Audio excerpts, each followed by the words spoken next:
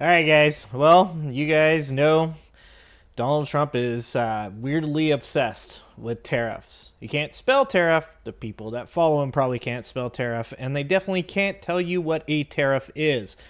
But Donald Trump is now, of course, moving forward with his tariffs on Mexico, Canada, and China. So this has already been one hell of a ride, and it's only been like a month. And yeah, the stock markets are definitely feeling it right now. We're gonna get to that in a second. But first, I want to talk to you guys a little bit about a couple things. First of all, what Warren Buffett said about it, but also about the tariffs in general. So let's go ahead and let's take a look at Donald Trump's tariff plan with Mexico, Canada, and China. All right, we got Trump locks in Canada, Mexico tariffs to launch on Tuesday as stocks tumble. Like I said, we're going to get to that in a minute. Woo!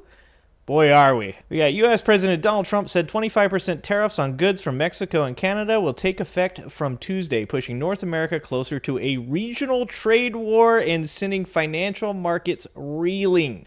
Trump's comments made on Monday triggered a sell-off in global stocks and pushed bond yields lower. The Mexican peso and Canadian dollar both fell following his remarks. This is the problem. When you start a trade war, global economies tend to crash. We also depend on these global economies to be strong, but that's not something that Trump supporters will ever be able to wrap their mind around. They just think, it's all good. Donald Trump's going to save us because he's like, Jesus, bro. He said there was no room left for a deal that would avert the tariffs by curbing fentanyl flows into the United States, that's all bullshit. He's not doing this to stop fentanyl. He's doing it because somebody convinced him that between 1870 and 1913, that the tariffs of that time have to be reenacted because it was the time we had tariffs and that's when America was great. 1870. Trump also reaffirmed that he will increase tariffs on all Chinese imports to 20% from the previous 10% levy to punish Beijing for failing to halt shipments of fentanyl to the U.S. Once again, like I said, all BS. This has nothing to do with fentanyl. The president said in an order that China has not taken adequate steps to alleviate the illicit drug crisis. CEOs and economists say Trump's tariffs on Canada and Mexico, covering more than $900 billion worth of annual U.S. imports, will deal a serious setback to the highly integrated North American economy. I don't know if Trump's actually aware of the fact that we're in North America. Somebody might want to clue him into that. The tariffs are scheduled to take effect at 12 Eastern on Tuesday, the Trump administration confirmed in Federal Register notices. At that point, the U.S. Customs and Borders Protection Agency will begin collecting 25% on Canadian and Mexican goods with a 10% duty for Canadian energy. The additional Chinese tariffs will also kick in at that deadline. Canada, of course, said it would retaliate with 25% tariffs on $107 billion worth of goods if Trump's tariffs went into effect. Prime Minister Justin Trudeau said Monday evening and urged the White House to reconsider. I'm also urging Trump to reconsider. Trudeau said Canadian tariffs will go into effect for $30 billion of products at the same time as U.S. tariffs on Tuesday, while duties on the remaining $125 billion of U.S. goods will apply in 21 days. Our tariffs will remain in place until the U.S. trade action is withdrawn, and should U.S. tariffs not cease, we are in active and ongoing discussions with provinces and territories to pursue several non-tariff measures. So not just tariffs, they're about to also start taking other measures to curb trade between us and them. And if people don't get this, this is something that happened just recently with farmers, where we had I think it was China was looking for soybeans. There is a soybean shortage. They could have came to America. They chose not to because farmers said that it was way too chaotic. Our politics and our governance currently is causing our foreign trade partners to seek other places to trade with, and they can easily do that. So when people think, well, they're just going to have to come to America, they're going to have to pay the trade tariffs. No, they're not. And anyways, we pay for those tariffs. People do not understand how tariffs work. We're going to pay for those tariffs. In short term, the tariffs might look good because we're going to be like, yeah, we're bringing back American economy. We're going to be doing all the labor here. We're going to be bringing back jobs and all those things. And yeah, we don't have the infrastructure properly set up to do that. So it's going to look good at the start, and then slowly as the global economy adjusts and decides to leave us out in the cold, well, that's when it's going to start to look real bad for all of us that live here in America. Yeah, super exciting. Making America great. Mexico's economy ministry said that there would be no public response until President Claudia Sheinbaum's regular morning press conference on Tuesday. She has vowed to respond, saying, "We have a plan B, C, and D." Well, that's good. I don't think he knows the alphabet past A, to be honest with you, if he knows that much. Ontario Premier Doug Ford told NBC that the U.S. tariffs and Canada's retaliation would be an absolute disaster for both countries. "I don't want to respond, but we will respond like they've never seen before," Ford said, adding that Michigan auto plants would likely shut down within a week and that he would halt nickel shipments and cross-border transmission of electricity from Ontario to the United States. And if people don't understand this, there's a certain portion of the year, specifically where like California gets hydroelectric from Canada. So our energy rates that Donald Trump claimed were going to be halved in day one, bro. The eggs are going down, the grocery prices are going down. America's gonna be great, man. I'm gonna stop all the wars, all that business. Yeah, we're actually gonna end up paying more for energy. That's also great, I guess. Ford said, "I'm going after absolutely everything." And by the way, when he says that it's going to be bad for both countries, like, that means that it's good for Russia. How many times are we going to say this? I mean, Donald Trump just got rid of the countermeasures that we were performing against cyber attacks from Russia. Like, for so long now, people have been saying Donald Trump is a Russian puppet, and it's almost like he took that shit as a challenge. He was like, "Yeah, watch this shit. I'm gonna go full Russian puppet." Yeah, it's gonna be bad for Canada and for America. China's Commerce Ministry on Tuesday vowed countermeasures against Washington's decision and urged the U.S. to immediately withdraw its tariffs, which it described as unreasonable and groundless and harmful to others. So there's a lot more to this, obviously, but I want to get in a little bit into the stock market and what's going on with that. And also we want to talk a little bit about what Warren Buffett said. But we also want to take a little bit of a look at the Smoot-Hawley Act, which is the last time that we really got to see the tariffs of the 1930s and what that did to global trade and how it destroyed pretty much everything. We have the Smoot-Hawley Act, which was the Tariff Act of 1930, raised around 900 import tariffs by an average of 40 to 60%. Also referred to as the United States Tariff Act of 1930,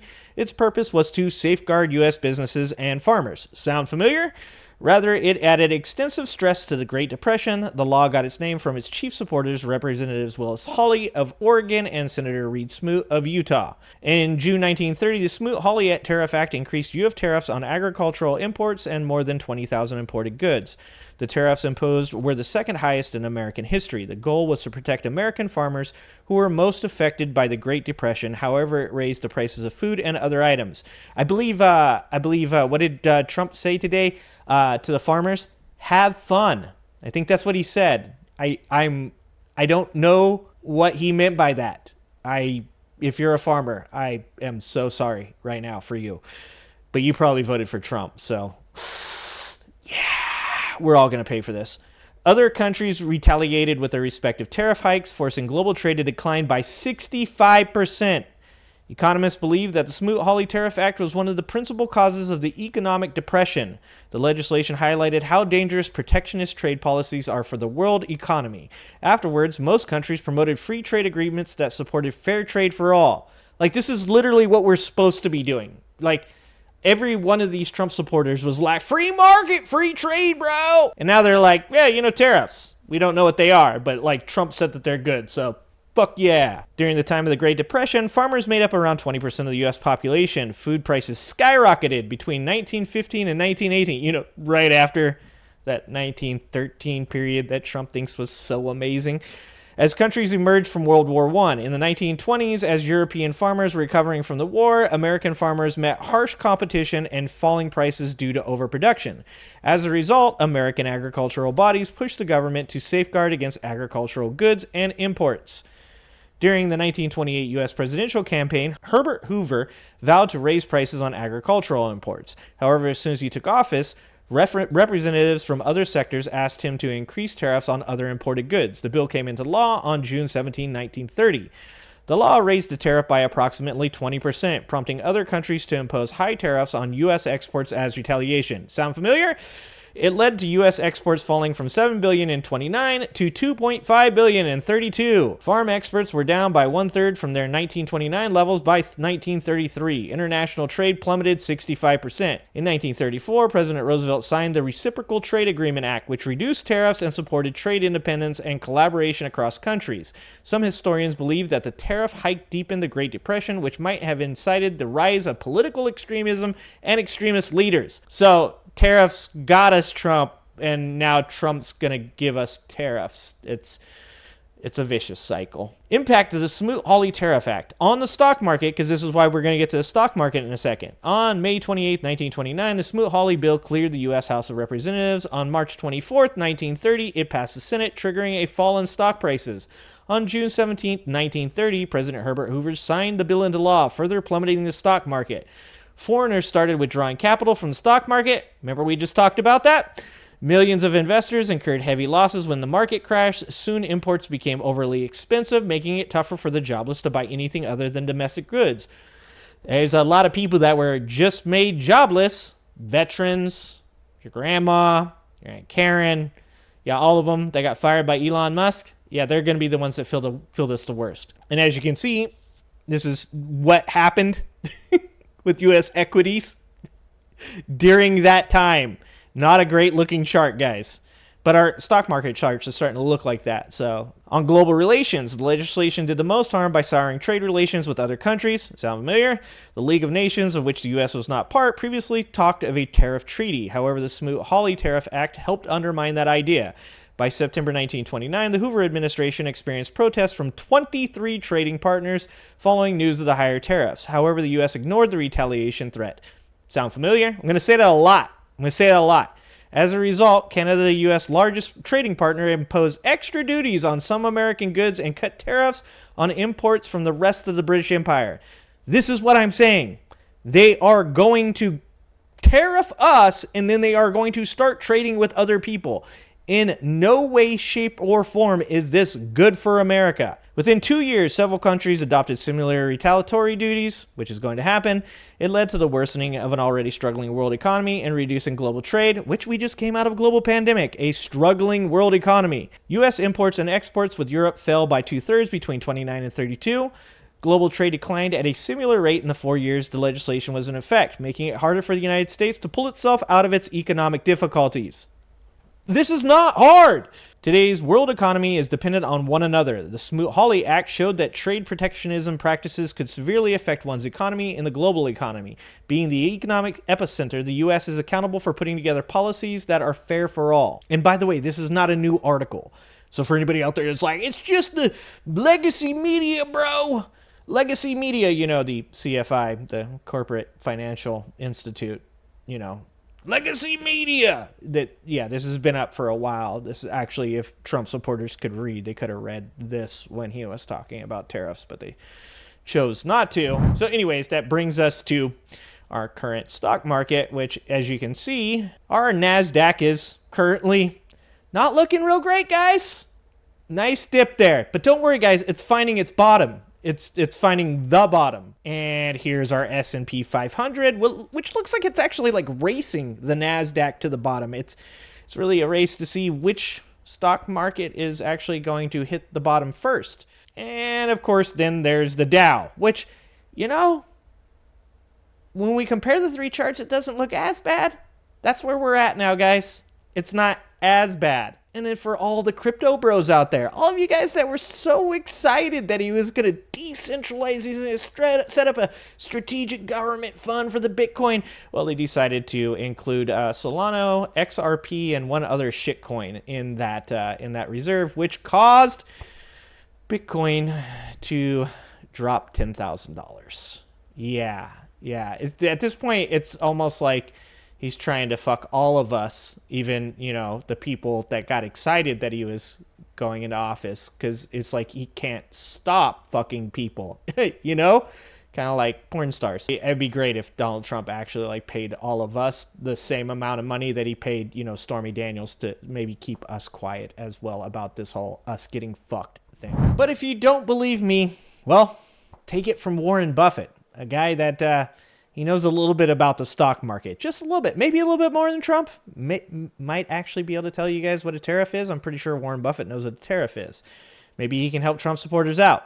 Legendary investor Warren Buffett likened tariffs to an act of war in a new interview as President Trump doubles down on his embrace of the economic strategy. In an interview that aired Sunday on CBS News, anchor Nora O'Donnell asked Buffett about the effects tariffs will have on the economy. Tariffs are actually, we've had a lot of experience with them, Buffett said in response. They're an act of war to some degree. On tariffs' impact on inflation, Buffett said, over time, they are a tax on goods. I mean, the tooth fairy doesn't pay him, he added with a laugh. We're all laughing. Ha ha. Oh, Jesus Christ. Buffett said it's important in economics to look a step ahead and ask, then what? You always have to ask that question in economics. He said, you always say, and then what? I can tell you that Donald Trump has not asked, and then what? Donald Trump does not know what comes next. For some reason, he's hyper-fixated on 1870 through 1913. And I can tell you this. I am willing to bet Donald Trump doesn't know anything about 1870 to 1913. Somebody just said to him, hey, you know what was really good? Tariffs in 1870 and 1913. And he was like, yeah, all right, make America great again. I liked 1870, bro. Buffett refrained from commenting on the economy during the interview in an apparent acknowledgement of the power his words have to sway the market. Well, I think that's the most interesting subject in the world, but I won't talk. I can't talk about it, though I really can't. That's what he said. Why I think he said that? Because he was probably like, oh my God, we're all going to be in a lot of trouble here pretty soon. And I don't want to make everybody panic and just pull all their money out of the stock market. So then I also become just about as poor as all these middle class people that are going to be adversely affected by Donald Trump's tariffs. So that brings us back to where we are today. And that is, we are going to be tariffing our trade partners who are going to then tariff us right back. Our trade partners are most likely going to look to each other, just like, Ukraine just did when we told them we weren't going to help them anymore. Well, they went to their European partners, and it turns out that the European partners are now they're going to give them more money than we gave them. And Donald Trump has announced that, he's going to get TSMC to put $100 billion worth of investments into our country, which of course he's going to claim credit for, but it's actually the CHIPS and Science Act that brought that into fruition.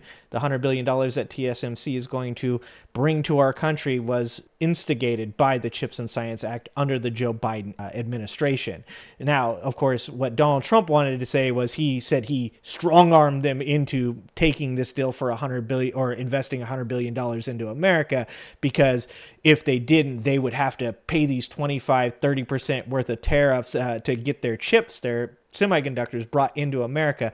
But of course, that makes little to no sense, since the fact is that all the super high-end semiconductors that are to do with AI and hypersonic missiles and supercomputers all come from Taiwan. Therefore, if tariffs were imposed on Taiwanese semiconductors, they wouldn't pay for that. We would, because we actually need those semiconductors, so we would have almost nowhere else to go with that. But Donald Trump, he's not gonna admit that, and his supporters aren't going to ever be smart enough to figure that out. Look, it's just more isolationism. It's just more lacking of common sense ideas that Donald Trump just throws them against the wall like wet spaghetti to see if they stick. And the crazy part about it is most of his followers are never going to actually realize that the reason that the economy is tanking or that we're going through these economic hardships was because of Donald Trump's decisions. Instead, they're going to sit around and high five and talk about how Trump's making America great again while the country burns.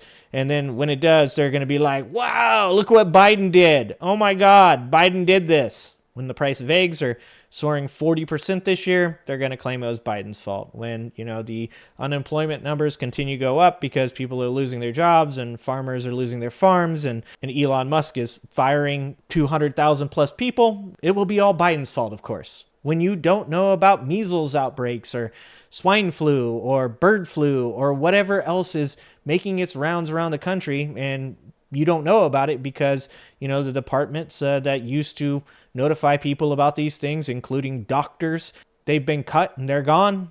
That will be Biden's fault as well, I'm sure. And it doesn't matter how many experts in their field come out and say, hey, these tariffs are bad. Hey, cutting this aid to the rest of the world is bad because we're losing our good faith capital to create trade agreements and more fair positions for America in this world so that way its citizens can benefit from it. No, none of that's going to matter.